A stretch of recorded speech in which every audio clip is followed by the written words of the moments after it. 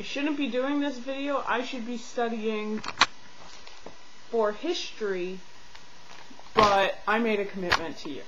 This is going to be a very school-oriented video because that's pretty much been my weekend, except for your video and some music. So this video is going to be pretty much school, except for your challenge. So while we're on that topic, because I don't have anything written out or planned out for this video, your challenge, Chinchilla, is to do that game that people are doing on YouTube, and then they're also doing on like Facebook and MySpace, where you go to Google, you type in your name followed by a verb. You need to go to my Facebook, in my notes I did it, and you need to take that list and you need to put it in your video. You need to read the list, your name, verb, whatever it says in the first Google result that you get. Hi, Kelsey, I need you to go check the French fries.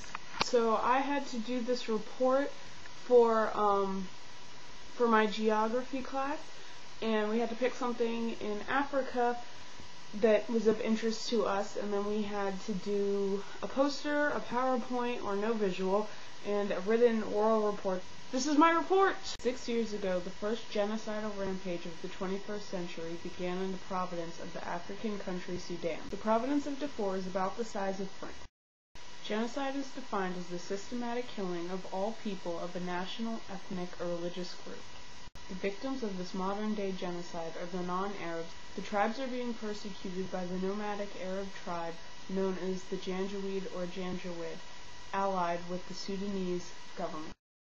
Sudan's capital, Khartoum, is in contact with the Janjaweed often.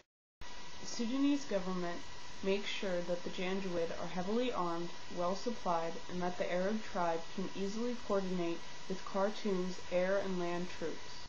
Of the 8 largest displacements in Darfur between January and November 2007, 7 of those displacements were caused by the Sudanese government or the Janjaweed. Only 1 was caused by in-tribal conflict. These attacks consist of invading an African village. The men and boys are typically killed, women and girls raped or abducted, huts are burned to the ground, and all means of agriculture is destroyed. A woman named Khadija is a survivor of one of these attacks. When Khadija's village was raided, she ran into her hut for safety. An Arab man burst into the hut and demanded money from her. He pointed his gun at her 3-year-old daughter, Asha. When she tried to tell him there wasn't any money, he just repeated the words, "I will shoot, I will shoot." She wept, telling him there wasn't any money. He went on to shoot Asha in the neck 2 times. Khadija and her daughter are the lucky ones. Asha will live. To date, the UN estimates that at least 400,000 people have died in Darfur. That's about 182 people a day. 2.5 million people have fled their homes. Some are in refugee camps in Central African Republic and Chad.